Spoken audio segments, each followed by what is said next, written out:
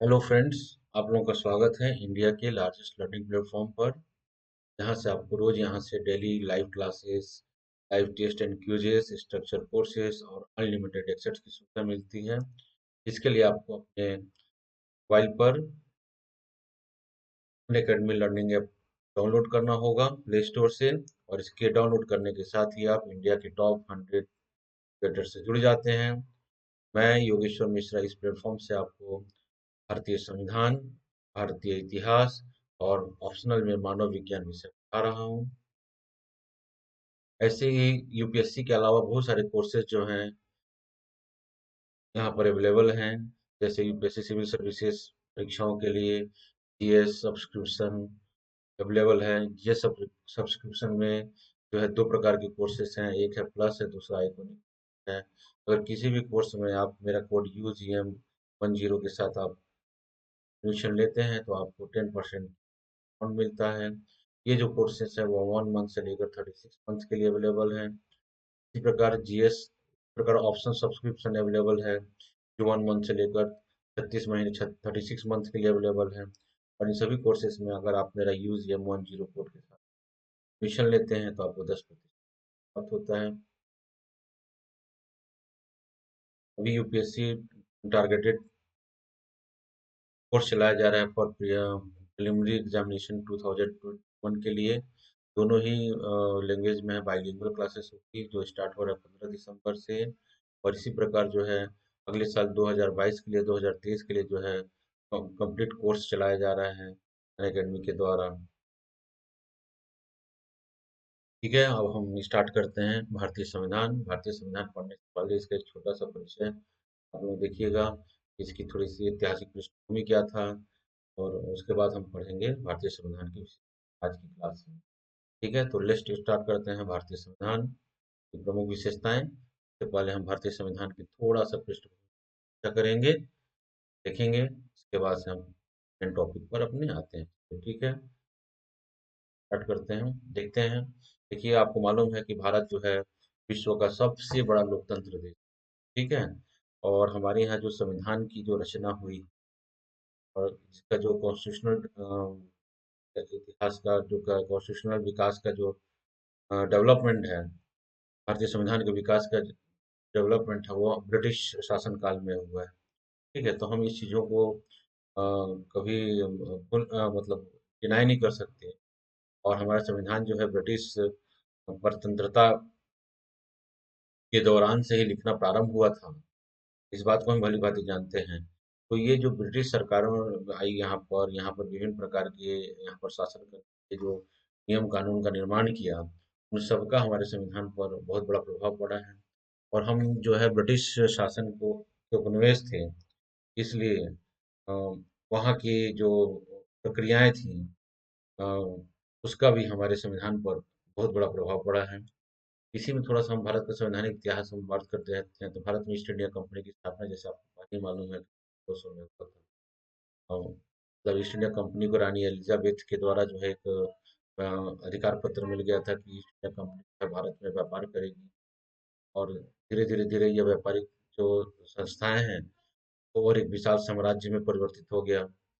और विशाल साम्राज्य में परिवर्तित हो गया तो यहाँ प्रशासन चलाने के लिए जो है प्रशासनिक परिवर्तन किया गया समय समय पर। ठीक है, फिर धीरे धीरे राजनीतिक तंत्र का विकास हुआ। क्लियर चीज है ये। और भारतीय संविधान के विभिन्न जो विकासशील जो चरणें हैं, उसका शुरुआत जो ब्रिटिश शासन से ही संबंधित रहा है। और ब्रिटिश काल में कुछ महत्वपूर्ण घटनाएं घटी, और ब्रिटिश भारत में संस्थानिक ढांचे और प्रशासनिक रूपरेखा जो निर्धारित की गई। और उन सब चीजों का जो है भारत के संविधान पर प्रभाव पड़ता है। भारत के संविधान का जो ऐतिहासिक विकास है, उसको एक मैं लाइन डायग्राम के माध्यम से आपको समझाने की कोशिश किया हूँ, जिसका संक्षिप्त विवरण है। वैसे हमारे देश तो स्वतंत्र होता है 15 अगस्त 1947 को, तभी उसके और 26 जनवरी 1950 को हमारा संविधान लागू होता है, गणतंत्र हम बोलते हैं।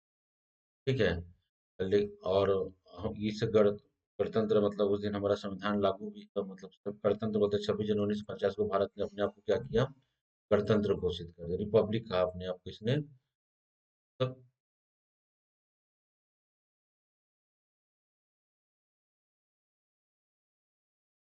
रिपब्लिक की घोषणा हुई, तो गणतंत्र हुआ। लोकतंत्र, लोकतंत्र और गणतंत्र। लोकतंत्र की स्थापना तो ब्रिटिश काल में ही हो गई थी, मतलब जनता क्योंकि प्रतिनिधियों यहाँ पर चुनाव हो रहे थे, और इसलिए लोकतंत्र की स्थापना तो हो चुकी थी, लेकिन हम रिपब्लिक कब हुए? 26 जनवरी 1950 को भारत ने अपने आप को गणतंत्र घोषित किया। क्लियर चीज है ये? ठीक है। भारत का संविधान का जो गठन होता है, भारत के संविधान का गठन जो है, मेन जो बेसिक मतलब भारत का संविधान जो है भारतीयों के द्वारा ही बनाया जाए, यह व्यवस्था सबसे पहले ब्रिटिश सरकार ने स्वीकार की, कैबिनेट मिशन। तो हम बोल सकते हैं कैबिनेट मिशन योजना के तहत भारत के संविधान की लिखने की जिम्मेदारी जो है भारतीयों के द्वारा तय हुई। तो भारत का संविधान किसके द्वारा लिखा जाए? भारत का संविधान जो है भारतीयों के द्वारा लिखा जाए, इसके लिए क्या किया जाएगा? एक कॉन्स्टिट्यूट कमेटी का गठन किया, भारतीय संविधान बनाने वाली सभा का गठन किया जाएगा। सफर तो बोला गया था कैबिनेट मिशन योजना के तहत।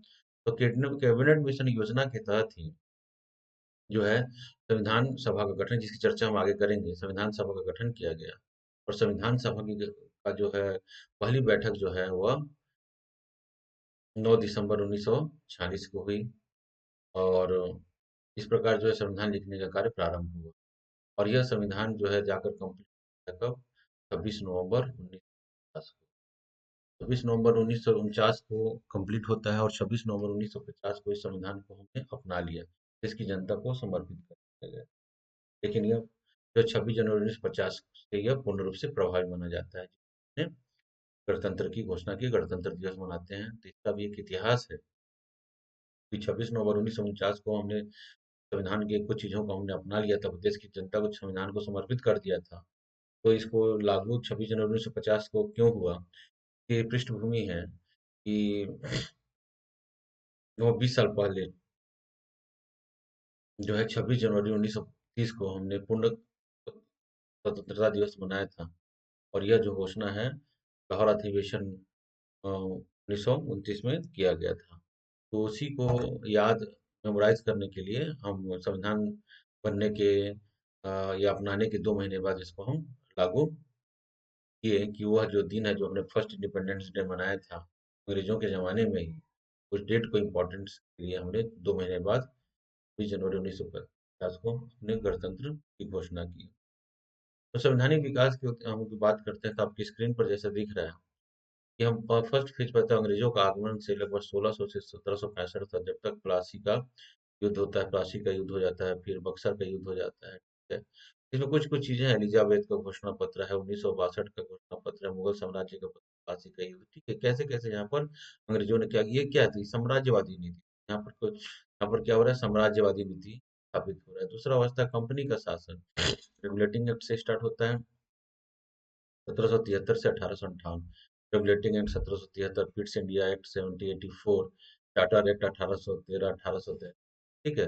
तीसरा अवस्था जो है कंपनी का शासन यहाँ समाप्त हो रहा है, अब जो है हम ब्रिटिश क्राउन के अधीन आ गए हैं।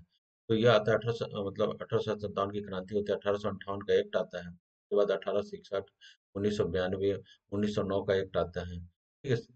उसके बाद जो आता है दूसरा जो होता है राष्ट्रवादी आंदोलन, प्रतिनिधि सभाओं का विकास जो होता है 1919, गवर्नमेंट इंडिया एक्ट, जिसको मंटेगू चेम्स फॉर रिफॉर्म कहते हैं, ठीक है। उसके बाद गवर्नमेंट इंडिया एक्ट 1935 का जो भारत के संविधान पर भी इसका बहुत बड़ा प्रभाव पड़ा है। उसके बाद 1940 जो अगस्त प्रस्ताव है, क्रिप्स मिशन है, कैबिनेट मिशन योजना 1940, और भारतीय स्वतंत्रता अधिनियम 1940, ये सब मिलकर क्या करते हैं? भारत के इतिहास की एक ऐतिहासिक पृष्ठभूमि देते हैं, ठीक है। तो थोड़ा थोड़ा देखिए कि रेगुलेटिंग एक्ट 1773, रेगुलेटिंग एक्ट 1770, ये जो जो था, ये ब्रिटिश सरकार का, ब्रिटिश संसदीय नियंत्रण की शुरुआत होती है कंपनी पर। बॉम्बे और मद्रास प्रेसिडेंसी को बंगाल का अधीनता किया गया। गवर्नर जनरल को परिषद की स्थापना की गई। फोर्ट विलियम में सर्वोच्च न्यायालय की स्थापना, कुछ कुछ जो ऐतिहासिक बातें हैं जो है 1773 का, 1774 का, ठीक है। 1776, 1774 पिट्स इंडिया एक्ट, 1813 का चार्टर। अब धीरे धीरे क्या हो रहा है? चार्टर देखिए, ये क्या है? रेगुलेटिंग एक्ट है, 1773 का है। ये पिट्स इंडिया एक्ट भी रेगुलेटिंग एक्ट, जो पिट्स के द्वारा दिया गया था, इसलिए इसको पिट्स इंडिया एक्ट कहा गया, 1784। फिर 1793 का है, ठीक है। चार्टर एक्ट जो है 1813 का, 1833 का, 1853 का, तो ये चार्टर एक्ट क्या था कि कंपनी के जो एक अधिकार था, मोनोपोली था, उसको धीरे धीरे चार्टर एक्ट के माध्यम से क्या किया जा रहा है, खत्म किया जा रहा है। ठीक है। उसके बाद जो है 1858 का गवर्नमेंट, 1858 का जो है गवर्नमेंट, 1958 का जो है, सॉरी 1858 का जो है गवर्नमेंट इंडिया एक्ट आता है ये। ठीक है, गवर्नमेंट इंडिया एक्ट आता है 1858 का। क्लियर चीज है ये। तो इस पर क्या होता है, कंपनी के शासन का अंत हो जाता है। अब भारत जो है ब्रिटिश क्राउन के अधीन आ जाता है। तो यहाँ पर क्या होगा, शासन का प्रतिरूप क्या होगा, कैसे गवर्न होगा, गवर्नर जनरल किसको रिपोर्ट करेगा, तो भारत के शासन को देखरेख करने के लिए क्या स्थितियां होंगी, ये सब चीजें इस पर डिस्कस। इसी प्रकार जो है 1861 का काउंसिल, इंडिया काउंसिल एक्ट आता है। फिर 1892 का इंडियन काउंसिल एक्ट आता है। ठीक है। फिर भारतीय शासन अधिनियम 1909 आता है, जिसको पार्लियामेंटो रिफॉर्म कहते हैं। ठीक है। इसी प्रकार गवर्नमेंट इंडिया एक्ट 1919 अब 10 साल बाद ऐसा प्रावधान था। ठीक है। फिर गवर्नमेंट इंडिया एक्ट 1935 आता है, और 1935 जो गवर्नमेंट इंडिया एक्ट है, इसका भारत के संविधान के निर्माण पर इसका बहुत बड़ा प्रभाव पड़ता है। जब तक हमारा देश आजाद नहीं होता है, हमारा संविधान लागू नहीं हो गया, तब तक जो है हम भारत पर शासन जो है दो गवर्नमेंट ऑफ इंडिया एक्ट के तहत ही होता है। ठीक है। उसके बाद जो है इस पर भारतीय शासन स्वतंत्रता अधिनियम 1947, तो ये क्या था, ये ब्रिटिश पार्लियामेंट के द्वारा पारित एक अधिनियम था। इस अधिनियम में कहा गया कि भारत जो है एक स्वतंत्र राष्ट्र हो जाएगा, और यह जो इंडियन कॉन्टिनेंट है उसको दो भाग देशों में डिवाइड कर दिया गया, एक था पाकिस्तान, दूसरा था इंडिया। ठीक है। यह भारत को जो है सत्ता सौंप दी जाती है। उसके बाद जो है पहले से हमारे यहाँ जो है संविधान लिखने की प्रक्रिया चलती रहती है, क्योंकि संविधान लिखने की प्रक्रिया जो कैबिनेट मिशन योजना के तहत जो है सबसे स्टार्ट होता है। 1946 में कैबिनेट मिशन बनता है, और जो है 9 दिसंबर 1940 को जो है संविधान सभा की पहली बैठक होती है। ठीक है। उसके बाद जो है संविधान बनकर तैयारी होता है 26 नवंबर 1949 को। ठीक है। तो इस प्रकार संविधान बनने में लगभग 2 महीने, 2 साल, सॉरी 2 साल 11 महीने और 18 दिन का समय लगता है। ठीक है। और संविधान सभा की अवधारणा के संदर्भ में देख रहे हैं, तो संविधान से evolution of Indian idea of constitution assembly, तो थोड़ा सा इसको संक्षिप्त में हम देख रहे हैं। भारतीय संविधान का विचार स्पष्ट शब्दों में पहली बार जो है 1927 में, थोड़ा हिस्ट्री है जो प्रीलिम्स पॉइंट ऑफ व्यू से थोड़ा इंपॉर्टेंट हो जाता है, इसलिए हम इसको देख रहे हैं। तो भारतीय संविधान सभा का विचार स्पष्ट शब्दों में पहली बार 1927 में एम एन रॉय के द्वारा इंडियन पेट्रियोटिक में रखा गया था। याद रखिएगा, उन्होंने, कुछ भारतीय राष्ट्रवादियों ने भारत के एक संविधान होने का विचार जताया था, जिसे जनता की प्रतिनिधियों द्वारा तैयार किया माना जाता है। दूसरा जो है 1922 में महात्मा गांधी ने विचार आगे रखा कि देश का भविष्य राष्ट्र के स्वतंत्र रूप से चुने हुए प्रतिनिधियों द्वारा निश्चित, मतलब भारत की जो संविधान सभा की जो अवधारणा है, वो धीरे धीरे कैसे प्रकाश में आता है। तो 1927 में रॉय महात्मा गांधी के द्वारा दिया गया। 1934 में भारतीय नेशनल कांग्रेस ने आधिकारिक तौर पर पहली बार संविधान सभा की मांग की। ठीक है। इसी प्रकार भारतीय नेशनल कांग्रेस 1936 फैसपुर सम्मेलन में, 1939 के कार्य समिति प्रस्ताव, ठीक है, कांग्रेस कार्य समिति ने भारत के युद्ध में भारतीयों को निंदा करते हुए एक प्रस्ताव पारित किया, जिसमें भारत के लिए पूर्ण स्वतंत्रता और संविधान निर्माण के लिए एक संविधान सभा की मांग की भी। ठीक है। इसी प्रकार अगस्त 1940 में नीति का एक घोषणा पत्र जारी हुआ, जिसे अगस्त प्रस्ताव का कहा गया। इसमें संविधान सभा की मांग को पहली बार अंग्रेजों द्वारा स्वीकार किया गया। ठीक है। भारतीय समस्या को सुलझाने के लिए 1942 में भारत में क्रिप्स मिशन, इस मिशन वैसे वास्तव में फेल था, कोई मतलब नहीं था, क्योंकि द्वितीय विश्व युद्ध में भारतीयों का मित्र राष्ट्रों को खुशी करने के उपलक्ष्य में क्रिप्स मिशन भेजा गया था। उसमें संविधान सभा की मांग को इसमें भी स्वीकार कर लिया गया था। ठीक है। भारतीय राष्ट्रीय कांग्रेस ने विभिन्न आधारों पर क्रिप्स मिशन को खारिज कर दिया। अंत में कैबिनेट मिशन योजना के तहत संविधान सभा की रचना की सिफारिश की गई। भारतीय सभा को संविधान सभा को कैबिनेट मिशन प्लान के सिफारिश के अनुसार ही स्थापित किया। तो भारत में, मैं आपको बार बार बोल रहा हूँ, भारत में जो संविधान सभा का निर्माण हुआ, भारत में जो संविधान सभा का जो निर्माण हो रहा है, संविधान सभा का जो निर्माण हो रहा है, याद रखिएगा मेरा, कि कैबिनेट मिशन योजना के तहत, कैबिनेट मिशन मिशन योजना के तहत जो है, यह जो है सबसे पहले जो संविधान का निर्माण किया गया, और उसी में जो है चुनाव, संविधान सभा का गठन कैसे किया जाए, इसका चुनाव कैसे होगा, इसके प्रतिनिधियों का इलेक्शन कैसे किया जाएगा, सबकी बात जो है सबसे पहले जो है एक कैबिनेट मिशन योजना के तहत ही की गई थी। ठीक है। तो कैबिनेट मिशन योजना में भारतीय नेताओं और ब्रिटिश कैबिनेट मिशन के सदस्यों के मध्य वार्ता के परिणाम स्वरूप जो है यह परिणाम स्वरूप जो है स्थापित हुआ। संविधान सभा का निर्वाचन परोक्ष रूप से प्रांतीय विधानसभा के सदस्यों के द्वारा किया जाना था। किसके द्वारा किया जाना था? यहाँ पर प्रांतीय विधानसभा के सदस्यों द्वारा किया किया जाना था। कांग्रेस ने सामान्य सीटों पर भारी बहुमत हुआ, जबकि मुस्लिम लीग मुसलमानों के लिए आरक्षित सभी सीटों पर वोटों कामयाब रही थी। कांग्रेस को लगभग 69% के साथ बहुमत हासिल हुआ था। छोटी पार्टियां जैसे अनुसूचित जाति, communist party of India, Unionist Samajwadi party में भी सदस्य थे। ठीक है। 9 दिसंबर 1946 को दिल्ली में इसका प्रथम बैठक हुआ, जबकि भारत का अभी भी ब्रिटिश राज था। पर प्रारंभ में इसमें भारत के रियासतों के प्रतिनिधि और वो भी प्रांत शामिल थे जो भारत पाकिस्तान अभी बनाते हैं, क्योंकि वो तो संयुक्त भारत था। जून 1947 में कराची में जून 1947 कराची, सिंध, पंजाब, बलूचिस्तान, पश्चिमी पंजाब, उत्तरी पश्चिमी सीमांत प्रांत के प्रतिनिधिमंडल से मिलकर पाकिस्तान के संविधान का गठन किया गया। अंत में संविधान में 207 प्रतिनिधि थे, जिनमें 75 महिलाएं शामिल थीं। मुस्लिम लीग के मात्र 28 सदस्य अंत में भारतीय विधानसभा में सम्मिलित हुए। बाद में 93 शाही रियासतों को मनोनीत किया। इस प्रकार कांग्रेस को लगभग 82% बहुमत मिलता है संविधान में।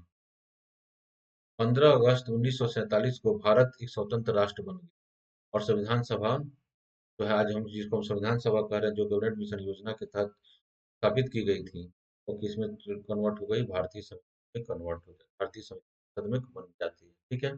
संविधान सभा का गठन कैसे हो रहा है? कि देख रहे हैं संविधान सभा का गठन कैसे हो रहा है। ठीक है। कैबिनेट मिशन योजना के तहत किया गया। ठीक है। इसमें कुल सदस्यों की संख्या कितनी थी? तो इसमें कुल सदस्यों की संख्या थी, कितनी थी देखिएगा, 389। संविधान सभा में कुल सदस्यों की संख्या 389 थी। इसमें 200 जो 96 सीटें थी वो किसके रिजर्व थी? 296 सीटें ब्रिटिश भारत के लिए और 93 सीटें जो है देशी रियासतों के रिजर्व थी। ठीक है। क्लियर है। 292 सीटों का चयन 11 गवर्नरों के प्रांतों और 4 का चयन मुख्य आयुक्तों के प्रांतों से किया जाना था। एक में से एक 11। ठीक है। 1992 का चयन जो है, 292 का चयन 11 गवर्नरों के प्रांतों और 4 का चयन जो है मुख्य आयुक्तों के प्रांतों से किया जाता है। 4 जो टेरिटरी भागों से आ रहे थे। ठीक है। और 11 जो है, मतलब 292 सदस्य किससे आ रहे हैं? 11 जो उस समय प्रांत थे वहां से आ रहे हैं। ठीक है। हर प्रांत और देशी रियासतें को उनकी संख्या के अनुपात में सीटों में आवंटित की जानी थी। मोटे तौर पर कहा जाए तो प्रत्येक 10 लाख की जनसंख्या पर एक सीट याद रखिएगा, प्रत्येक 10 लाख की जनसंख्या पर लगभग प्रत्येक 10 लाख की जनसंख्या पर एक सीट आरक्षित किया गया था, करने की बात यहाँ पर की गई थी। 10 लाख की जनसंख्या पर एक सीट। ठीक है। प्रत्येक ब्रिटिश प्रांत को आवंटित की गई सीटों का निर्धारण 3 समुदायों के बीच उनकी जनसंख्या के अनुपात में किया। 3 समुदाय कौन थे? मुस्लिम, सिख और सामान्य। मुस्लिम और सिख को छोड़कर, मुस्लिम, सिख और सामान्य। सामान्य में कौन आ रहा है? मुस्लिम और सिख को छोड़कर। ठीक है। प्रत्येक समुदाय के प्रतिनिधियों का चुनाव प्रांतीय असेंबली में उस समुदाय के सदस्यों द्वारा किया जाना था, जो एकल संक्रमणीय मत के माध्यम से समानुपातिक प्रतिनिधित्व तरीके से मतदान किया जाना था। देशी रियासतों के प्रतिनिधियों का चयन रियासतों के प्रमुखों द्वारा किया जाता है। देशी रियासतों का जो चुनाव है वो देशी रियासतों के सदस्यों के द्वारा किया जाना था। ठीक है। संविधान सभा के लिए जो चुनाव हो रहा है, जुलाई अगस्त 1946 से प्रारंभ होता है। ठीक है। भारतीय राष्ट्रीय कांग्रेस को लगभग 208 सीटें मिलती हैं। मुस्लिम लीग को 73 सीटें मिलती हैं। ठीक है। और 15 और छोटे पार्टियों को 15 सीटें मिलती हैं। हालांकि देश में रियासतों को आवंटित 93 सीटें भर नहीं पाई थी, क्योंकि उन्होंने खुद को संविधान सभा से अलग रखने का निर्णय किया था। ठीक है। ये याद रखिएगा बातों को। तो कहने का मतलब है 200 389 सीटों की संख्या 389 थी। ठीक है। अब संविधान सभा की समितियां देखिएगा। संविधान सभा के संविधान के निर्माण से संबंधित बहुत सारी समितियां बनाई गई थी, जिसमें से 8 बड़ी समितियां थी, बाकी जो समितियां थी वो छोटी समितियां। तो 8 बड़ी समितियां कौन थी? जैसे कि आपके प्रीलिम्स के एग्जाम में कभी भी पूछा जाता है समितियों के अध्यक्ष कौन थे, तो संविधान सभा के निर्माण से संबंधित विभिन्न कार्यों को करने के लिए समितियां गठित की गई थी। और समितियों की क्या थी? 8 समितियां तो बड़ी थी, बाकी अन्य समितियां क्या थी? छोटी थी। ये छोटी समितियां हैं यहाँ पर।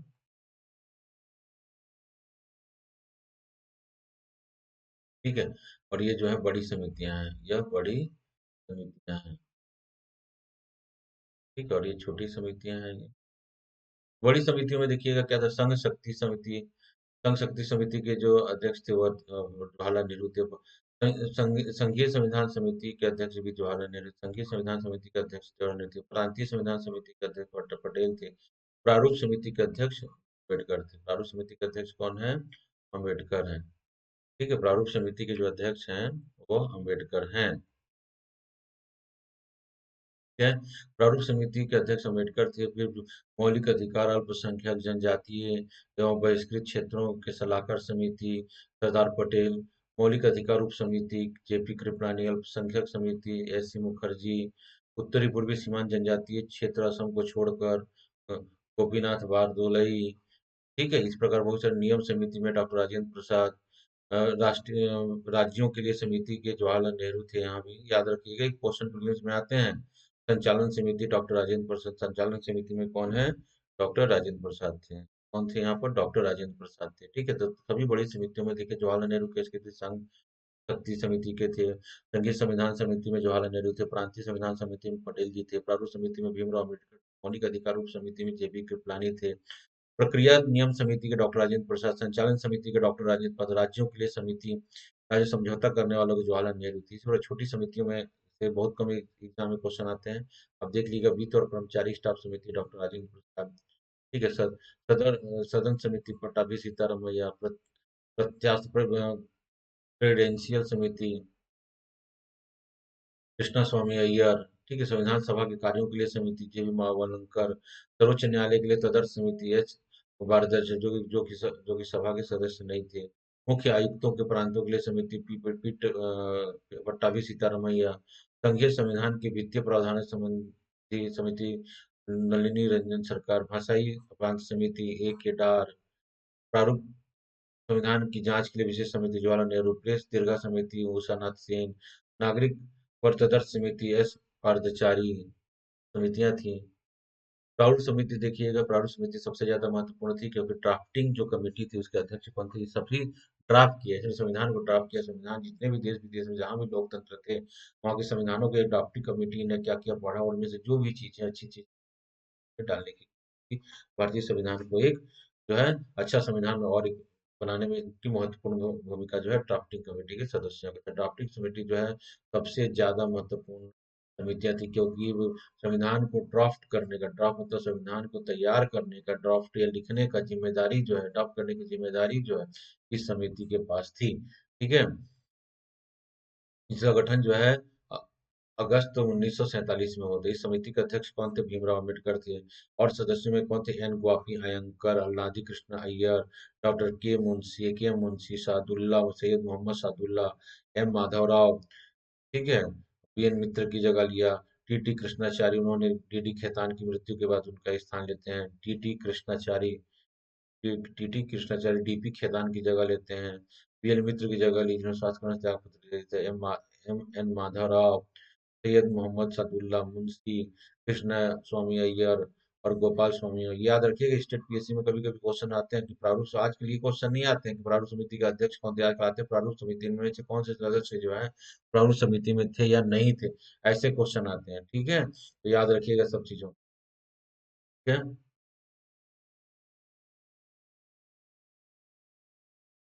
ठीक है। 26 जनवरी देखिए, फिर संविधान सभा का काम जो है प्रारंभ हो गया।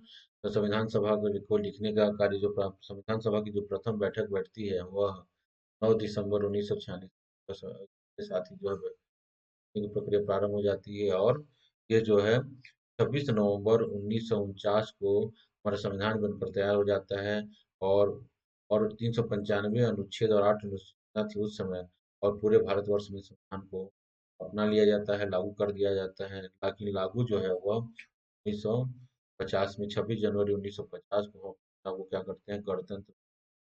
ठीक है, लेकिन 26 नवंबर 1949 को संविधान को अपना लिया गया और कुछ को लागू कर दिया गया था, लेकिन पूर्ण रूप से लागू माना जाता है वह 26 जनवरी 1950 को। ठीक है, तो हम संविधान की हम प्रस्तावना की बात करते हैं। संविधान की हम silent feature of Indian constitution, संविधान की विशेषताओं की बात करते हैं। अगर हम उसका प्रस्तावना की बात नहीं करते हैं तो यह अधूरा हो जाता है। ठीक है, ये चीज है ये। ठीक।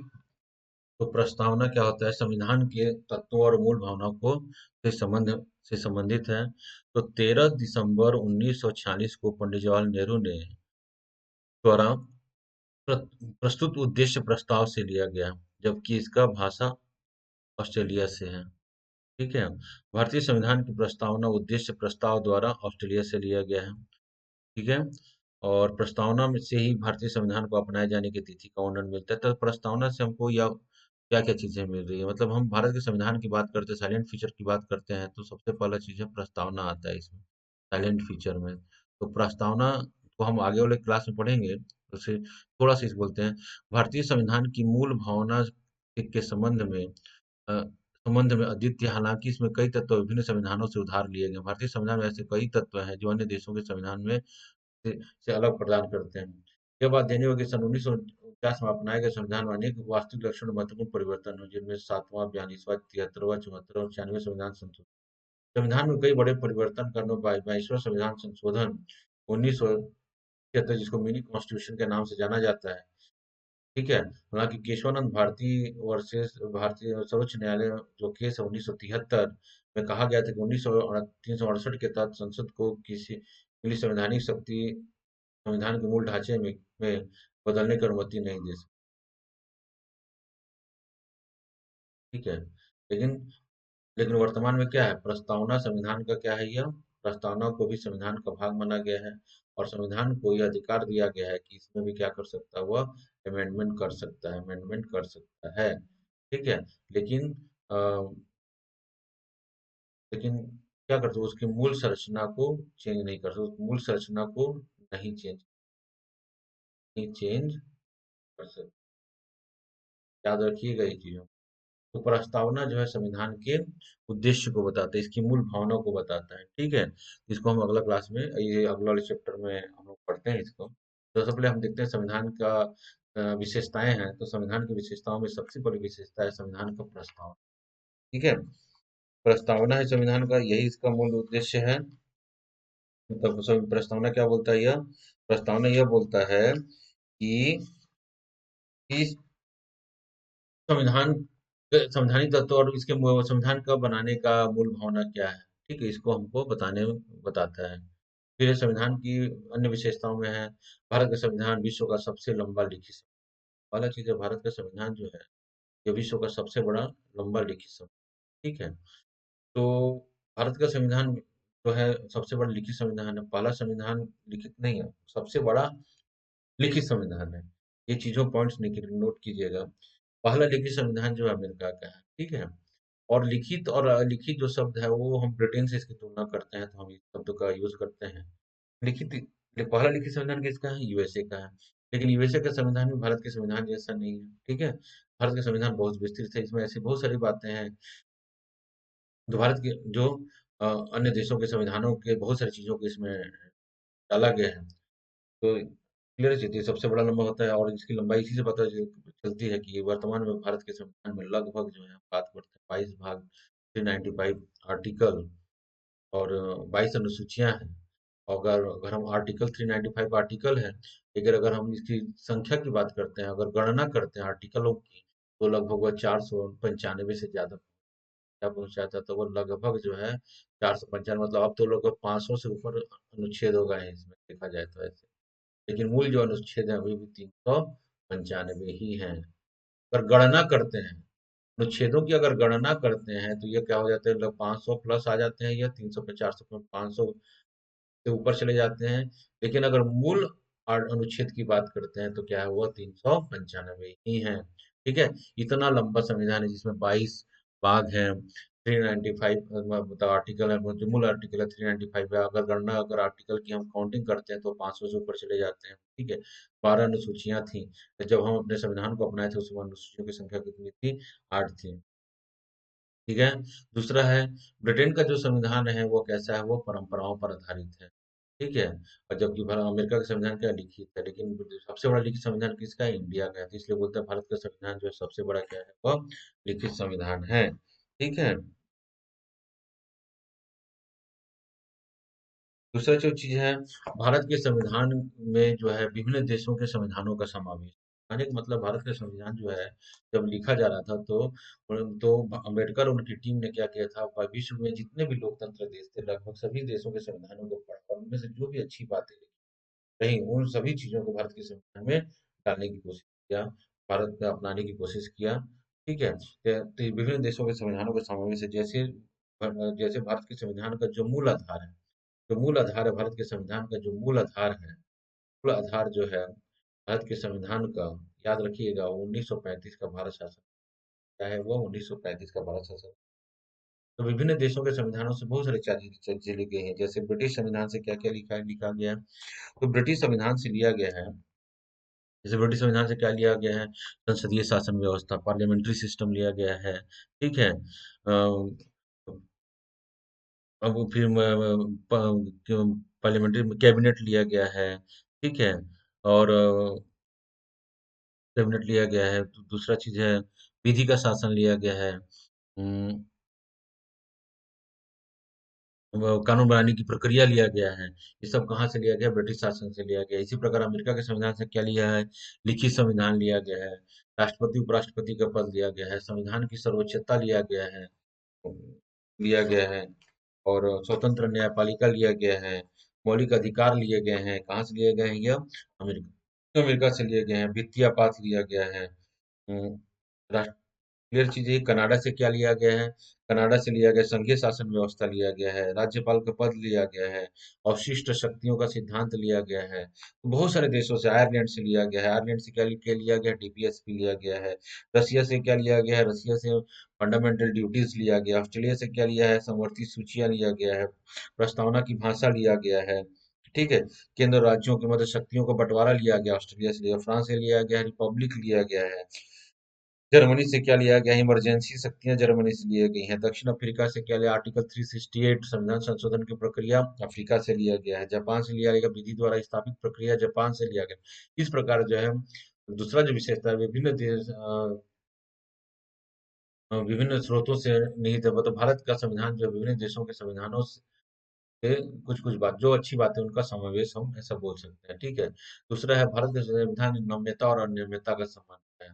तो भारत के संविधान को नम्यता और अनियमितता का संबंध का मतलब होता है फ्लेक्सिबिलिटी और रिजिडिटी से मतलब होता है। ठीक है, तो फ्लेक्सिबिलिटी का क्या महत्व होता है? कहने मतलब है, फ्लेक्सिबिलिटी में मतलब है, भारत का संविधान देखिए, भारत का संविधान जो लिखा गया था, संविधान निर्माता जान रहे थे, संविधान को बनाने वाले लोग जा रहे थे कि अगर हम ऐसा संविधान बना देते हैं जो हमेशा क्या हो जाएगा, रिजिड होगा और इसमें किसी का परिवर्तन नहीं कर पाएगा, तो कुछ कानून का जब जो अभी मतलब उपयुक्त है बट समय के साथ क्या हो जाएंगे, वो प्रभावहीन हो जाएंगे और कुछ नए कानून बनाने की आवश्यकता होगी समय के साथ, तो उसको हम ऐड किया जाए। इसलिए क्या किया गया, उन्होंने संविधान संशोधन का एक खिड़की दिया। क्या किया दिया? संविधान संशोधन करने की प्रक्रिया या आर्टिकल 368 के तहत।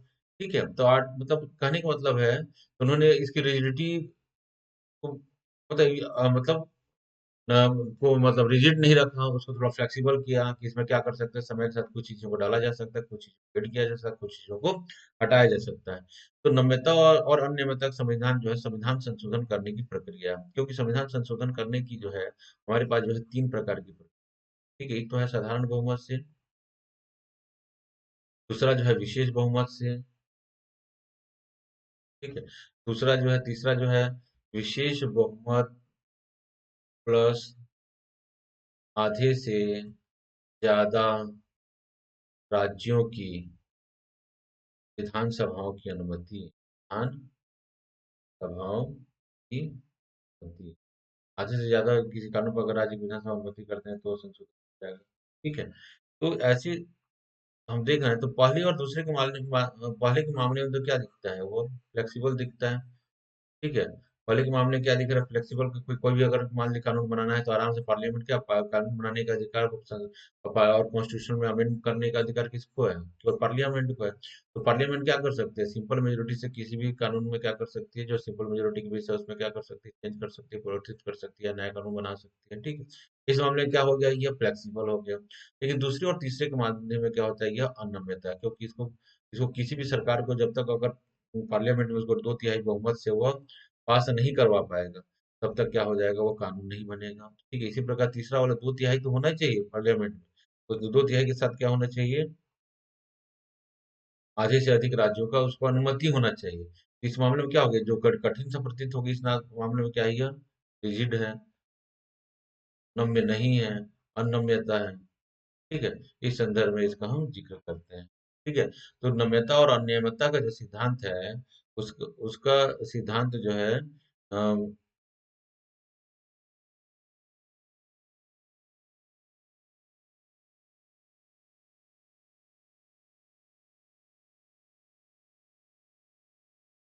उसका संबंध क्या है, संविधान संशोधन करने की प्रक्रिया से है। तो मतलब जो संविधान संशोधन करने की जो 3 प्रक्रियाएं हैं, उसे हम देख रहे हैं कि पहली में प्रक्रिया में क्या है, ये फ्लेक्सिबल है, मतलब आसानी से हमको ऐसा दिखने में लगता है कि किसी तरह का कानून में परिवर्तन किया जा सकता है। लेकिन जहाँ पे 2/3 बहुमत और आधे से अधिक राज्यों का परमिशन की आवश्यकता होती है, उस संदर्भ में क्या हो जाता है, यह जो है रिजिड हो जाता है। क्या हो जाता है, यह रिजिड हो जाता है।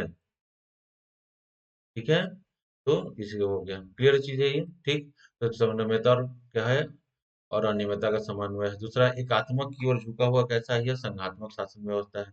एकात्मक की ओर झुका हुआ संघात्मक शासन व्यवस्था है कि एकात्मक की ओर संघात्मक शासन, देखिए यहाँ पर समझने की बात है कि संघात्मक शासन व्यवस्था होता क्या है। ठीक है, तो संघात्मक शासन व्यवस्था का मतलब होता है जहां पर यूनियन, तो केंद्र और राज्य, किसी प्रकार का डिस्क्रिमिनेशन नहीं है, किसी प्रकार का डिस्क्रिमिनेशन, भेदभाव नहीं, मतलब दोनों ही सरकारें क्या हैं, इक्वल है। दोनों ही सरकारें कैसी हैं, इक्वल हैं। और ये क्या होता है, संघीय शासन व्यवस्था। केंद्र और राज्य दोनों ही इक्वल। दूसरा है एकात्मक, का मतलब क्या होता है, यहाँ पर क्या है, केंद्र शक्तिशाली है। क्या है, यहाँ पर केंद्र शक्तिशाली है। यहाँ पर क्या है, केंद्र क्या है, शक्तिशाली है। केंद्र शक्तिशाली है। तो मतलब कहने में, जहां पर यूनियन, मतलब जहां पर जो है संघ और राज्य दोनों समान है, तो यहाँ क्या होती है, यहाँ पर होता है संघीय शासन। तो संघीय शासन व्यवस्था के क्या लक्षण है, जैसे संघीय शासन व्यवस्था के अंतर्गत क्या आ रही है, देखिएगा, केंद्र और राज्य में क्या है, अपनी अपनी दो सरकारें हैं। ठीक है, शक्तियों का विभाजन किया गया कॉन्स्टिट्यूशन में। ठीक है, शक्तियों का विभाजन किया गया है, संघ सूची, राज्य सूची और समवर्ती सूची है। तो संघ पर कानून बनाने का अधिकार संघ सरकार को है। राज्य से सूची पर विषय बनाने का अधिकार किसको है, राज्य सरकारों को है। समवर्ती सूची पर कानून बनाने का अधिकार दोनों का है। दूसरा है लिखित संविधान है। तो अगर संविधान में किसी प्रकार की विसंगतियां होती हैं, क्या होती है, तो हमारे पास क्या है, लिखित संविधान है, जहाँ पर राज्य और केंद्र दोनों के बारे में प्रावधान किया गया है। केंद्र का आर्टिकल 5 है, राज्य के संदर्भ में आर्टिकल 6 है। ठीक है, संविधान की सर्वोच्चता है हमारे संविधान में। संविधान ही सबसे सर्वोपरि है, संविधान से ऊपर कोई नहीं चीज है। संविधान की कठोर, क्लियर है। स्वतंत्र न्यायपालिका है, तो हमारे पास क्या है, स्वतंत्र न्यायपालिका है। स्वतंत्र न्यायपालिका है, न्यायपालिका कभी भी डिस्क्रिमिनेशन नहीं है, और द्विसदनीय व्यवस्था है। तो लोकसभा और राज्यसभा है। तो राज्यसभा क्या करता है, राज्यसभा जो है, ये राज्यों को रिप्रेजेंट करता है। किसको रिप्रेजेंट करता है, राज्य को प्रतिनिधित्व करता है। क्लियर चीज है ये। इस आधार पर क्या है, यह संघीय शासन व्यवस्था है। ठीक है, परंतु एकात्मक शासन व्यवस्था का, जहाँ पर केंद्र शक्तिशाली है, तो एक सशक्त केंद्र है। क्या है, यहाँ पर एक सशक्त केंद्र है, एक शक्तिशाली केंद्र है। ठीक है, एक संविधान है। भारत का हमारे पास एक संविधान है, एकल नागरिकता है, संविधान एकल नागरिकता है। एकीकृत न्यायपालिका है, केंद्र द्वारा राज्यों के राज्यपाल की नियुक्ति राज्य केंद्र सरकार द्वारा की गई। अखिल भारतीय सेवाएं हैं, आपातकालीन है। ये सब कौन कर सकता है, केंद्र शक्ति है। तो बहुत सारी हम और संविधान में अगर देखने में देखते हैं, बहुत सारी शक्तियां जो है वो केंद्र के पास नहीं थी। इसलिए इसमें लिखा जाता है कि हमारी सरकार, हमारी जो संविधान ने केंद्र और राज्य दोनों को ही बराबर का अधिकार दिया है। परंतु हमारा संवैधानिक व्यवस्था ऐसी है कि ज्यादा शक्तियां किसके पास है, केंद्र के पास है। इसलिए इसे लिखा है, एकात्मक की ओर झुका हुआ भारत का संविधान कैसी है, संघात्मक शासन व्यवस्था है। एकात्मकता और संघात्मक का मिला जुला है, लेकिन एकात्मकता की ओर झुका हुआ कैसा है, यह संघात्मक शासन व्यवस्था, ऐसा कहा जा सकता है। क्लियर चीज है ये। तो कैसा है, यह एकात्मक की ओर झुका हुआ संघात्मक शासन व्यवस्था संविधान की विशेषताएं हो गई। दूसरा, एकात्मक की ओर झुका हुआ संघात्मक शासन व्यवस्था है। ठीक है, सरकार का देखिएगा संसदीय पार्लियामेंट्री सिस्टम को हमने अपनाया है। किसको अपनाया है हमने? पार्लियामेंट्री सिस्टम को अपनाया है। पार्लियामेंट्री सिस्टम को अपनाया है। ठीक है, हम तो पार्लियामेंट जो राज्य में भी पार्लियामेंट्री सिस्टम, केंद्र में पार्लियामेंट, पार्लियामेंट्री सिस्टम में किसके? लोकसभा, राज्यसभा प्लस प्रेसिडेंट, ये मिलकर क्या बनाते हैं? पार्लियामेंट बनता है, संसद बना, पार्लियामेंट बनाते हैं। अगर राज्यों में स्टेट लेजिस्लेशन में गवर्नर मिलकर क्या बना रहे हैं? ये क्या बना रहे हैं यहाँ पर? अगर जिस राज्य में एसएल काउंसिल है, एसएलसी है, तो मिलकर क्या बनाते हैं? पार्लियामेंट्री का गठन करते हैं। तो पार्लियामेंट्री सिस्टम को हमने या पार्लियामेंट्री सिस्टम में होता है जो है जनता का जो डायरेक्ट प्रतिनिधि है, पीएम है, वो सर्वोपरि होता है। यहाँ पर क्या सीएम होता है, जो वह पद की जो महत्वपूर्ण भूमिका होती है। ठीक है, बहुमत वाले जो जो लोग, मतलब पार्लियामेंट्री सिस्टम है, जिस पार्टी को बहुमत मिलती है उसकी सरकार बनती है, उसी को सरकार बनाने का अधिकार। राज्यों में भी सेम है और केंद्र में भी सेम है। ये पार्लियामेंट्री सिस्टम को हमने कहाँ से अपनाया? पार्लियामेंट्री हमने ब्रिटेन से अपनाया है। ठीक है, इसको मंत्रिमंडलीय सरकार या प्रधानमंत्री, ठीक है।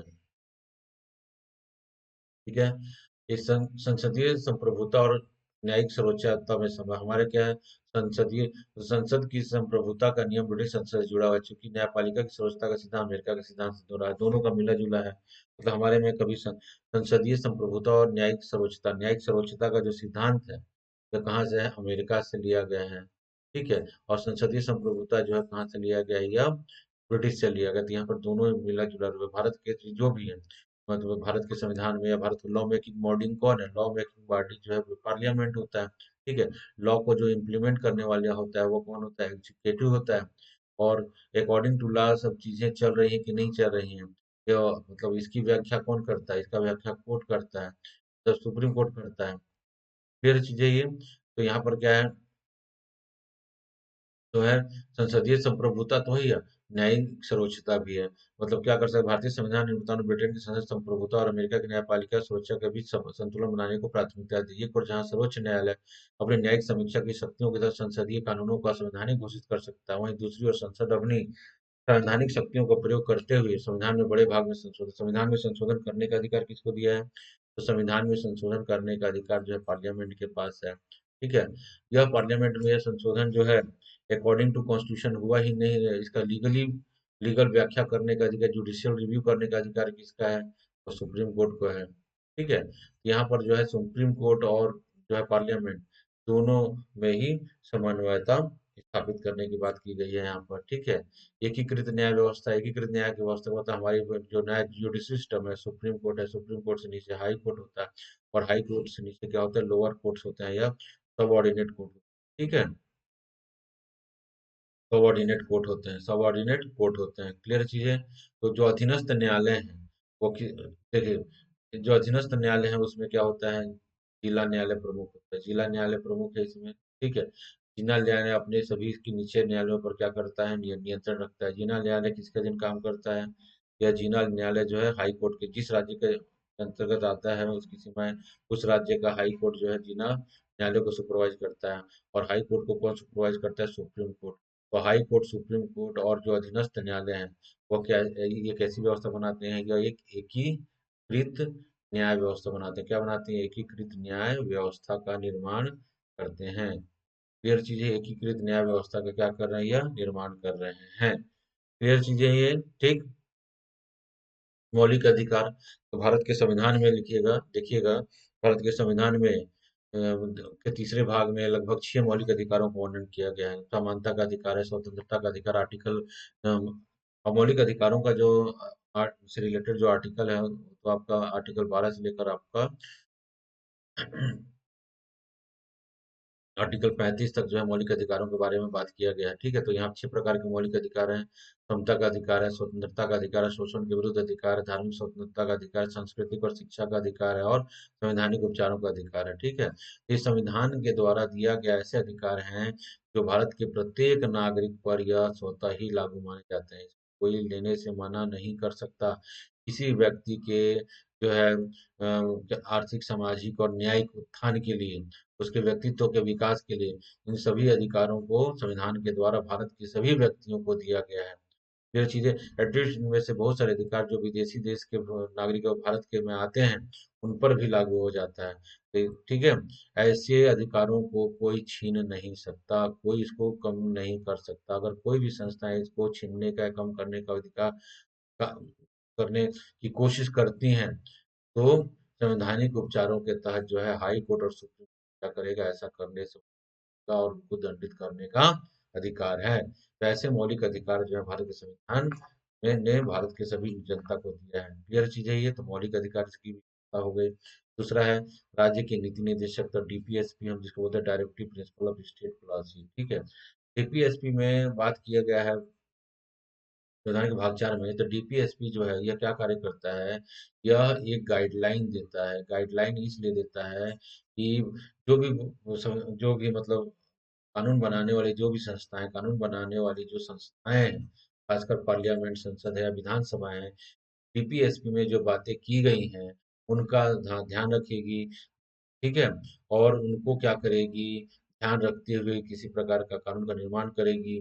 ठीक है। फिलहाल अभी कोई कानून नहीं है, तो डीपीएसपी में जो बातें की गई हैं, दिशा निर्देश दिया गया है, उसके अनुसार क्या करेंगी वह, उस भारत के जो स्वरूप है उसके अनुरूप लाने की कोशिश करेंगी। ठीक है। तो डीपीएसपी में 3 वर्गों में वाक़ा है, एक है समाजवादी सिद्धांत, गांधीवादी सिद्धांत और उदारवादी सिद्धांत, सबको लागू करने की कोशिश करेगा, जिससे एक समतामूलक, शोषक मूलक, मतलब शोषक रहित समाज की स्थापना किया जा रहा है, जहां सभी जनताओं को क्या हो, किसी प्रकार का डिस्क्रिमिनेशन न किया जाए और सभी को समान रूप से आगे बढ़ने का और अपने को उन्नति करने का मौका दिया जाए।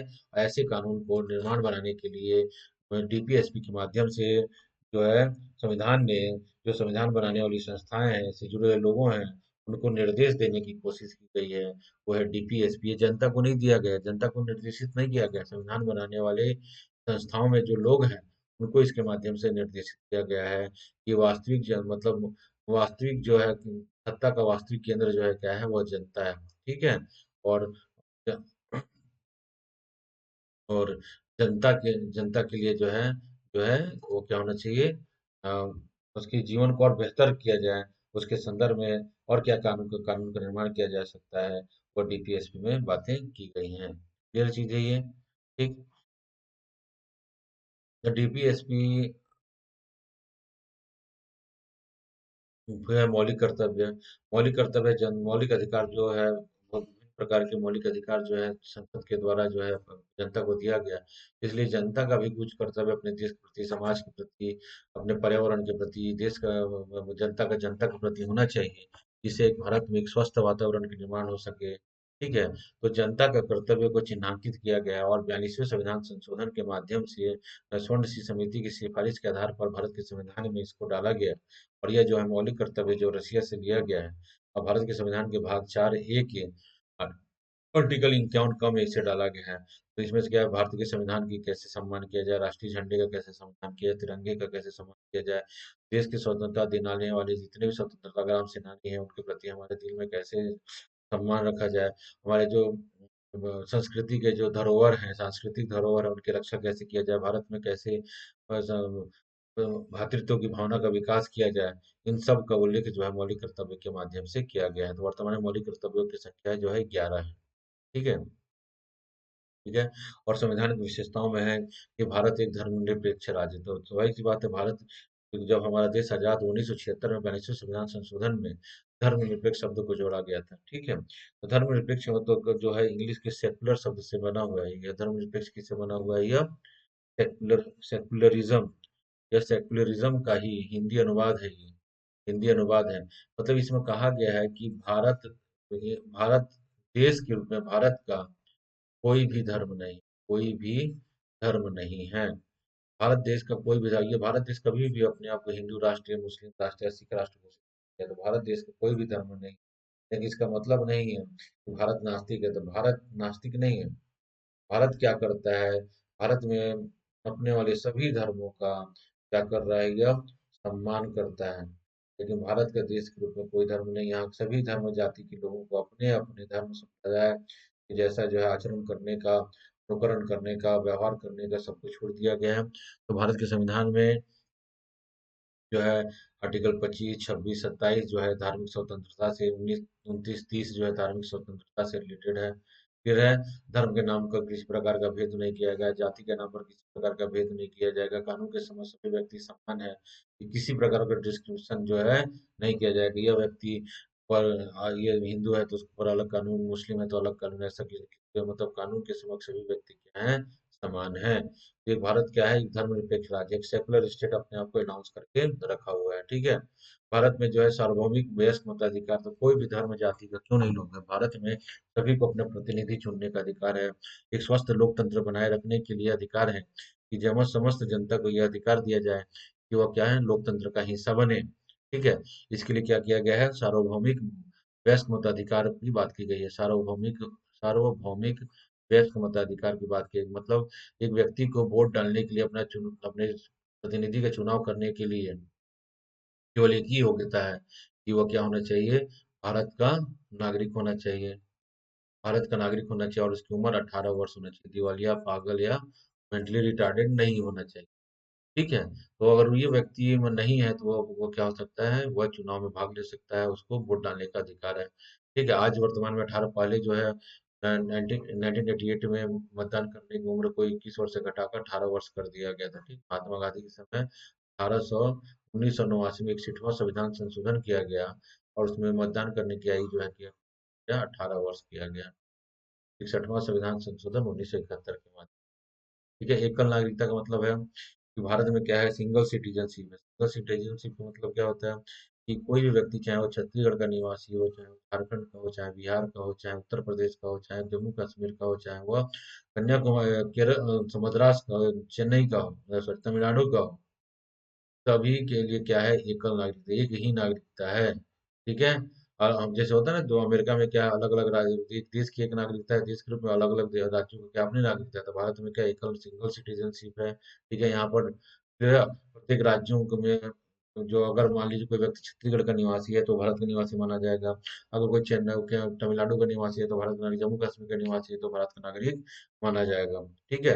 भारत में ड्यूअल सिटीजनशिप को नहीं अपनाएगा, मतलब एक व्यक्ति अगर स्वेच्छा से दूसरे देश की कोई नागरिकता अपनाता है, एक समय में कोई व्यक्ति क्या होगा, एक देश का ही नागरिक होगा, दो देश का नागरिक नहीं हो सकता। लेकिन आजकल कुछ सर्टन लिमिटेशन में दोहरी नागरिकता भी कुछ व्यक्तियों को दिया जा रहा है, वो हम लोग बात आगे की क्लास में पढ़ेंगे, ठीक है, नागरिकता की क्लास में पढ़ेंगे। दूसरा स्वतंत्र निकाय, लोकतांत्रिक केंद्र मतलब विधायिका, कार्यपालिका, न्यायपालिका, ठीक है। बल्कि कुछ स्वतंत्र निकाय, भारत में लोकतंत्र को प्रभावित तरीके से लागू कराने के लिए कुछ स्वतंत्र निकायों की घटना की है, जिसमें से पार्लियामेंट, दूसरा राज्य केंद्र राज्यों के खाते में अंकेक्षण के लिए नियंत्रक, महालेखा परीक्षक, ठीक है सर, संघ लोक सेवा आयोग या अखिल भारतीय सेवाएं और खाद्य सेवाओं के लिए संघ राज्य लोक सेवा आयोग, राज्य लोक सेवा आयोग की स्थापना किया गया है, ठीक है।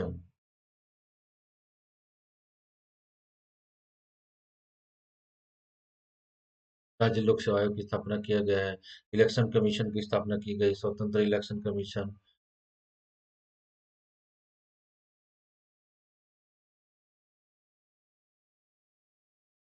एक स्वतंत्र एक निष्पक्ष चुनाव, अगर मतलब लोकतंत्र का आधार क्या है, लोकतंत्र का आधार क्या है, इलेक्शन है। एक स्वतंत्र न्यायपालिका होना चाहिए, एक स्वतंत्र कार्यपालिका, मतलब एक स्वतंत्र जो है चुनाव आयोग होना चाहिए, इसका गठन किया गया है। तो संघ राज्यों में लोक सेवक जो है मतलब योग्यता से चुनकर है, इसके लोक सेवा आयोग का गठन किया गया, संघ लोक सेवा आयोग है, राज्य लोक सेवा आयोग है, ठीक है। तो ऐसे करके स्वतंत्र निकाय बने हुए हैं। ये सब मिलकर क्या बनाते हैं, हमारे संविधान की विशेषताओं को प्रकट करते हैं, ठीक है। तो संविधान की विशेषताएं, संविधान की विशेषताएं हम लोग लगभग 13-14 पॉइंट्स में क्या क्या देखा, एक बार रिवाइज करते हैं। भारत की संविधान क्या है, प्रस्तावना है, भारत के संविधान की प्रस्तावना इसकी सबसे बड़ी विशेषता है, ठीक है। दूसरा क्या, संविधान के, भारत का संविधान सबसे बड़ा लिखित संविधान है। दूसरा, विभिन्न स्रोतों, विभिन्न देशों के संविधानों का समावेश है। नम्यता और अन्य मतलब रिजिड और फ्लेक्सिबिलिटी के बीच का समन्वय है इसमें। इसका संबंध किससे है, संविधान संशोधन करने की प्रक्रिया से है। एकात्मक की ओर झुका हुआ संघात्मक शासन व्यवस्था, ये बार बार एग्जाम में पूछा जाता है, कौन से संघीय व्यवस्था के लक्षण है और एकात्मक व्यवस्था के लक्षण है, इसको आप आसानी से बता सकते हैं, ठीक है। एकात्मक की ओर झुका हुआ संघात्मक शासन व्यवस्था, सरकार का संसदीय स्वरूप कैसा है, तो हमने पार्लियामेंट्री सिस्टम को अपनाया है। पार्लियामेंट्री सिस्टम हमने कहाँ से लिया है, ब्रिटेन से लिया है, राज्यों में भी और केंद्र में भी, ठीक है। तो इसको मुख्यमंत्री सरकार या प्रधानमंत्री सरकार बोलते हैं। विधायिका जो है कार्यपालिका जो है विधायिका के प्रति रिस्पॉन्सिबल होता है। बहुमत जो पार्लियामेंट में जिस दल का बहुमत होता है, उसी दल की सरकार बनती है। ये सारी चीजें जो है हमने कहाँ से लिया है, पार्लिया मतलब हमें ब्रिटेन से लिया हुआ है। ठीक है। संसदीय प्रभुसत्ता और सही न्यायिक सर्वोच्चता का समन्वय है, एकीकृत और स्वतंत्र न्याय व्यवस्था में सुप्रीम कोर्ट, हाई कोर्ट, जिला न्यायालय और उसके छोटे के न्यायालय जो आपस में एक दूसरे पर से संबंधित हैं, और ये आपस में एक दूसरे से मिलकर क्या बनाते हैं कि एकीकृत न्याय व्यवस्था का तो करते हैं। मौलिक अधिकार की बात करता है, या राज्यों की नीति निश्चयता सिद्धांत की बात करता है, मौलिक कर्तव्य की बात करता है ये। ठीक है। भारत एक धर्मनिरपेक्ष राज्य है, सेकुलर स्टेट्स है, एक सेकुलर राज्य है। ठीक है। सार्वभौमिक वैश्य मताधिकार है। तब जिस देश में एकल नागरिकता है, यहाँ पर दोहरी नागरिकता का प्रचलन नहीं है। और एक राज्य हो चाहे भारत का एक ही नागरिकता है, वो भारत का नागरिक माना जाएगा, चाहे वो भारत के किसी भी गांव में, सुदूर दक्षिण में, सुदूर उत्तर में, सुदूर पूर्व में भी निवास करता हो, तो क्या भारत के अगर टेरिटरी के अंदर है तो भारत का नागरिक माना जाएगा। राज्यों में मतलब भारत की नागरिकता एक है, चाहे वो किसी भी राज्य का हो। ठीक है। अगर कोई व्यक्ति भारत की एकल नागरिकता को अपनाएगा, अगर कोई व्यक्ति दूसरे देश की नागरिकता अपनाता है, तो भारत की नागरिकता उसको अपने आप हट जाती है। तो डुअल सिटीजनशिप का प्रावधान नहीं है, लेकिन 2003 से कुछ सर्टन लिमिटेशन में हर साल प्रवासी भारतीय दिवस के उपलक्ष्य में क्या किया जाता है, कुछ लोगों को दोहरी नागरिकता प्रदान की जाती है। ठीक है। स्वतंत्र निकाय है, तो भारतीय लोकतंत्र को और सफल बनाने के लिए कुछ स्वतंत्र निकायों की आवश्यकता होती है। उन स्वतंत्र निकायों में सबसे महत्वपूर्ण निकाय क्या है? स्वतंत्र न्यायपालिका है। ठीक है। नियंत्रक महालेखाकार हैं। ठीक है। चुनाव आयोग है, संघ लोक सेवा आयोग है, राज्य लोक सेवा आयोग है। ठीक है। इस प्रकार की संस्थाएं जो है स्वतंत्र निकाय बना रही हैं। ठीक है। अब देखते हैं भारत के संविधान, जो सब भारत का संविधान हम स्टार्ट करते हैं, तो सबसे पहले जो प्रस्तावना होता है। ठीक है। प्रस्तावना जो है तो हम बिना बड़े कड़े संविधान को हम प्रारंभ नहीं कर सकते। ठीक है। तो हम प्रस्तावना की बात करते हैं इसमें। तो प्रस्तावना जो सर्वप्रथम अमेरिकी संविधान में प्रस्तावना को सम्मिलित किया गया। अब तक अपना कई अन्य देशों ने इसे अपनाया। भारत में भी प्रस्तावना को शामिल किया गया। प्रस्तावना संविधान के परिचय अथवा भूमिका को बताते हैं, संविधान का यह उद्देश्य को बताता है। ठीक है। संविधान का परिचय पत्र इसे कहा गया, पंडित नेहरू द्वारा बनाए गए और पेश किए गए संविधान सभा में जो उन्होंने प्रस्ताव पेश किया था, उसी का उद्देश्य प्रस्तावना पर आधारित है। 42वां संविधान संशोधन 1976 में इसे पहली बार संशोधित किया गया, और इसमें समाजवादी, पंथ निरपेक्ष और अखंडता शब्द जोड़े गए। तीन शब्द कौन कौन से जोड़े गए हैं इसमें देखिएगा। इसमें समाजवादी, समाजवादी, पंथ निरपेक्ष, पहला पॉइंट क्या है, समाजवादी। दूसरा क्या है, धर्मनिरपेक्ष। और तीसरा क्या शब्द है, अखंडता, जो को इसमें जोड़ा गया है। अखंडता शब्द को जोड़ा गया है। ठीक है। तो भारत के संविधान को प्रस्तावना और पंडित ने पेश किया और संविधान सभा द्वारा अपनाया गया। संविधान की प्रस्तावना की विषय वस्तु क्या है? देखिए, संविधान की प्रस्तावना क्या बोला, हम भारत के लोग, ये बहुत इंपॉर्टेंट पॉइंट्स है, इसको आप रट लीजिएगा। सभी व्यक्ति अगर समय प्रस्तावना लिखने को आए तो ये आप इसको लिख सकते हैं, हम भारत के लोग भारत को एक संपूर्ण प्रभुत्व संपन्न समाजवादी पंथ निरपेक्ष लोकतांत्रिक गणराज्य बनाने के लिए और उसके समस्त नागरिकों को सामाजिक, आर्थिक, न्यायिक, राजनीतिक न्याय, विचार, अभिव्यक्ति, धर्म, विश्वास, उपासना की स्वतंत्रता, प्रतिष्ठा, अवसर की समता प्रदान कराने के लिए और व्यक्ति की गरिमा, राष्ट्र की एकता, अखंडता सुनिश्चित कराने वाला, बंधुत्व बढ़ाने के लिए आज दृढ़ संकल्पित होकर अपनी संविधान सभा में दिनांक 29 नवंबर 1949 को एतद द्वारा संविधान को अंगीकृत अधिनियमित और आत्मर्पित करते हैं। ये संविधान के क्या है, प्रस्तावना को क्या क्या बातें की गई है, यानी प्रस्तावना में जो मेन बात है, इसने प्रस्तावना संविधान को क्या किया गया, संविधान के देश की जनता को ये आत्मर्पित समर्पित किया गया है। क्लियर चीजें। तो संविधान के जो प्रस्तावना के तत्व हैं वह क्या है, संविधान के अधिकार का स्रोत क्या है, तो संविधान के अधिकार का स्रोत क्या है, भारत के लोगों से शक्ति अभिकृत करता है। प्रस्तावना कहती है संविधान हम भारत के लोग, मतलब भारत के लोग से शक्ति है इसमें। दूसरा, भारत की प्रकृति यह घोषणा करता है कि भारत एक क्या है, संप्रभु है, समाजवादी है, धर्मनिरपेक्ष है, लोकतंत्र है और गणतांत्रिक राज्य व्यवस्था वाला क्या है, देश है। ठीक है। तो चार बातें क्या हुई, संविधान के अधिकार का स्रोत क्या है, भारत की प्रकृति क्या है, संविधान के उद्देश्य क्या है, संविधान क्या देता है, न्याय, स्वतंत्रता, समता और बंधुत्व। यह संविधान के उद्देश्य हैं। क्या उद्देश्य हैं, न्याय, ठीक है, न्याय है, स्वतंत्रता, ठीक है, समता, ठीक, और बंधुत्व, और क्या है, बंधुत्व की भावना। संविधान लागू करने की तिथि 26 नवंबर 1949 को भारत के संविधान को अपनाया गया। अपनाने की बात करें, क्वेश्चन में आता है संविधान संविधान पूर्ण रूप से कब लागू होता है, पूरा रूप से लागू होता है 26 जनवरी 1950 को। हमने गणतंत्र लागू होता है, लेकिन संविधान को अब कब अपनाया गया, अपनाया कब गया है संविधान को, तो 26 नवंबर 1949 को संविधान को अपनाया गया है। यह पॉइंट्स आप याद कर लेंगे। तो प्रस्तावना के तत्व कौन है, संविधान के अधिकार का स्रोत क्या, भारत की प्रकृति, संविधान के उद्देश्य, और संविधान लागू होने की तिथि। ठीक है, तो प्रस्तावना के मुख्य शब्द क्या है, प्रस्तावना की मुख्य विशेषताएं क्या है, क्लियर है। इसको हम देखते हैं। प्रस्तावना की संप्रभुता, संप्रभुता का मतलब क्या होता है, संप्रभु शब्द का अर्थ है भारत किसी अन्य देश के पर निर्भर अधीन नहीं है, चाहे वह आंतरिक मामला हो, चाहे वह बाह्य मामला हो। ठीक है, वो किसी के दबाव में, प्रेशर में आकर नहीं काम कर सकता। भारत क्या है, संप्रभु है, या किसी देश का डोमिनियन नहीं है। चाहे वो उसके आंतरिक मामले हो, चाहे उसके बाह्य मामले हो, यह पूर्ण रूप से अपना डिसीजन लेने में क्या है, सक्षम है। और इस चीज को क्या बोलते हैं, हम संप्रभुता कहते हैं। किसी बाहरी शक्ति का हस्तक्षेप को बर्दाश्त नहीं करेगा। यह आंतरिक मामलों में और बाह्य मामलों में, और बाह्य मामलों में क्या है, यह क्या है, स्वतंत्र है। अपना निर्णय लेने में क्या है, यह स्वतंत्र है। किसी अन्य देशों के पर यह निर्भर नहीं है। क्लियर चीज, अन्य देशों पर क्या है, यह निर्भर नहीं है। दूसरा क्या है, समाजवादी। 1976 के भारत की प्रस्तावना में 42वें संविधान संशोधन के माध्यम से समाजवादी सिद्धांत को सोचा गया। ठीक है, समाजवादी वास्तव में क्या होता है, समाजवादी की लोकतांत्रिक समाजवाद क्या है, न कि साम्यवादी समाजवाद है। यहाँ पर राज्य आश्रित समाजवाद भी कहा जा सकता है। समाजवाद का मतलब एक शब्द में होता है, समाजवाद का मतलब है सभी प्रकार के शोषणों से मुक्त समाज।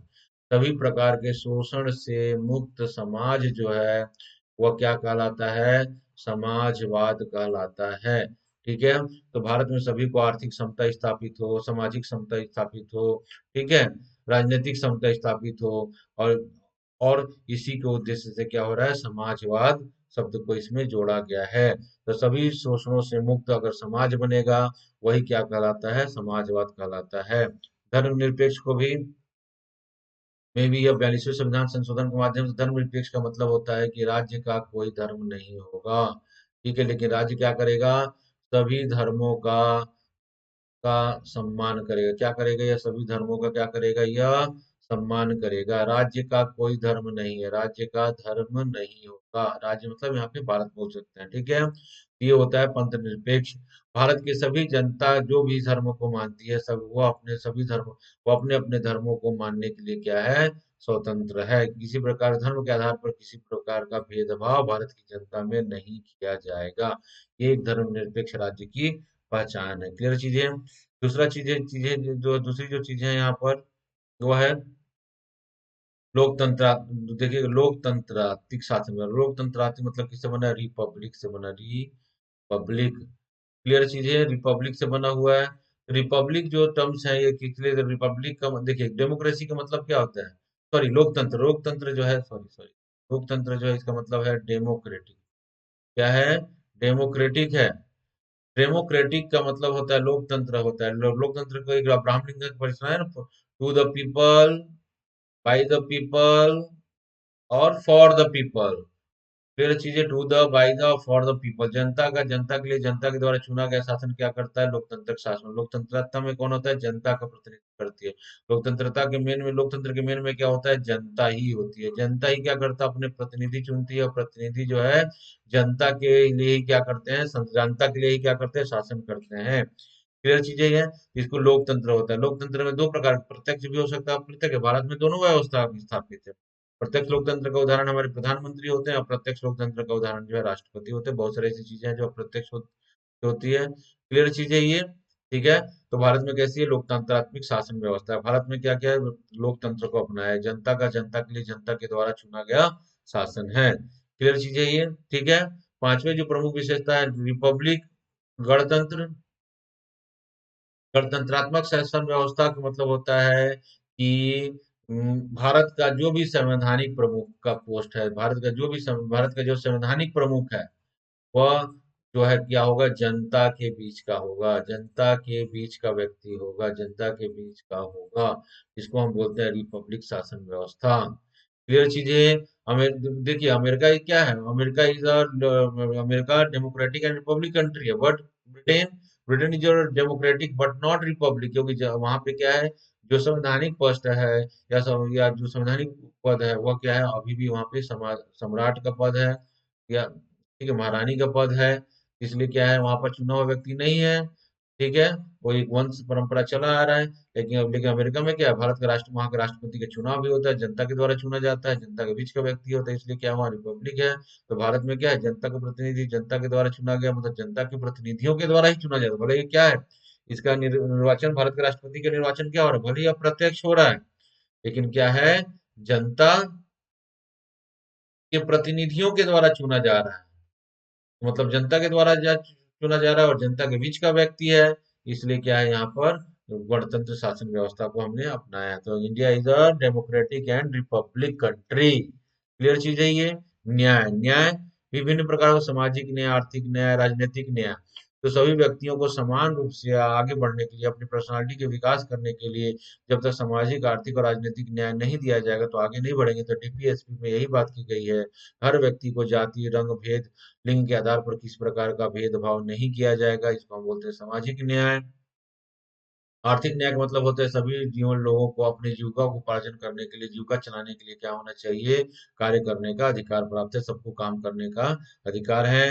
उच्च जाति अगर किसी कारणवश मतलब उनमें आर्थिक आधार पर किसी प्रकार का वो आगे बढ़ने से उनको रोका नहीं जाएगा। क्लियर चीजें ये।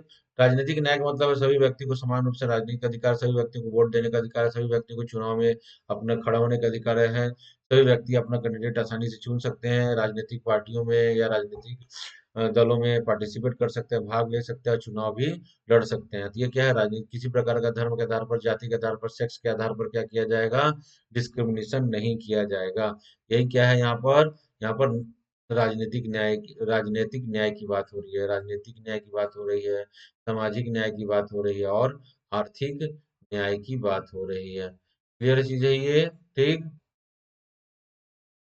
आठवां जो है समता। समता का अर्थ है समाज के किसी भी वर्ग के लिए, मतलब क्या है, किसी प्रकार का भेदभाव के आधार पर सबको क्या है, समान अवसर दिया जाए, इक्वलिटी। समता का मतलब होता है इक्वलिटी। तो इक्वलिटी किसके, इक्वलिटी जो है भारत के कानून विधि के समक्ष समता है। जो धर्म, जाति, लिंग के आधार पर, जन्म स्थान के आधार पर, मूल वंश के आधार पर भेद नहीं किया गया, लोक नियोजन के विषय पर अवसरों की समता है, अस्पृश्यता का अंत कर दिया गया और उपाधि, यहाँ पर कोई राजा नहीं की उपाधि नहीं करेगा, यहाँ छुआछूत के आधार पर भेदभाव नहीं किया जाएगा, सरकारी नौकरियों में सभी को समान रूप से अवसर दिया जाएगा, धर्म, जाति, लिंग या जन्म स्थान के आधार पर कहीं भी आने जाने पर क्या होगा, प्रतिबंध नहीं लगाया जाएगा। और कानून के समक्ष सभी व्यक्ति समान है, और कानून जो है समान रूप से सभी व्यक्तियों को क्या करता है, संरक्षण देता है। तो ये समता की बात की रही है। क्लियर है। अगर ये समता स्थापित नहीं होगा तो भारत में क्या होगा, लोकतंत्र को सही तरीके से हम स्थापित करने में सफल नहीं हो पाएंगे। ठीक है। फ्रेटर्निटी या बंधुत्व की बात हो रहा है, भाईचारे की बात हो रहा है।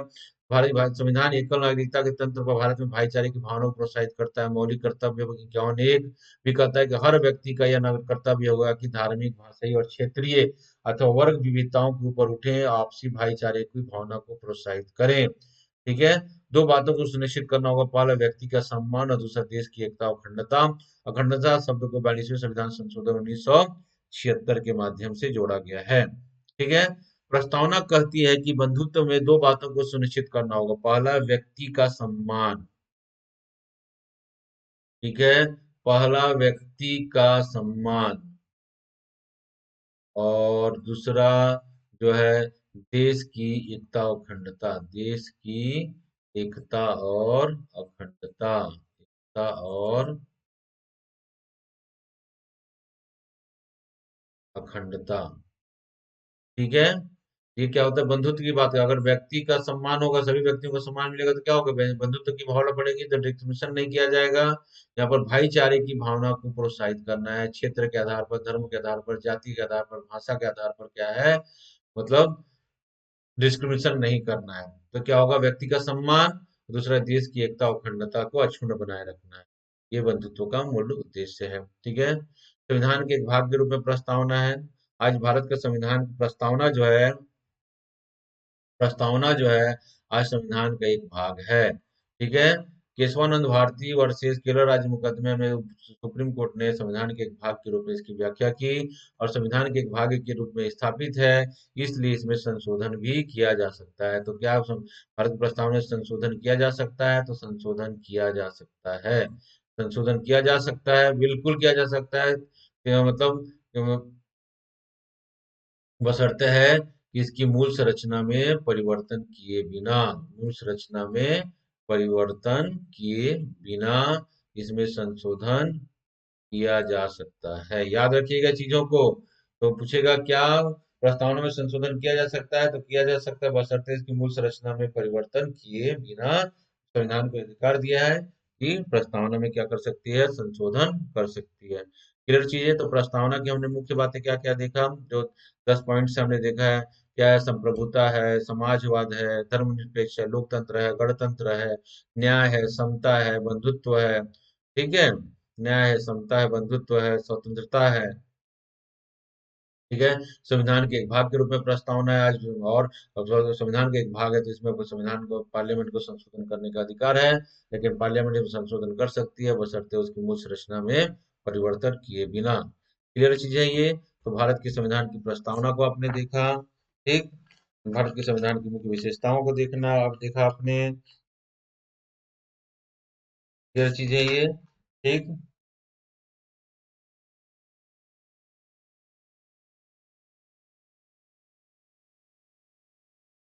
तो आज की क्लास हम इतना ही करते हैं, और नेक्स्ट क्लास में हम भारत के संविधान को, यूनियन एंड इट्स टेरिटरी, और दो भाग, दूसरा जो भाग है नागरिकता को पढ़ेंगे।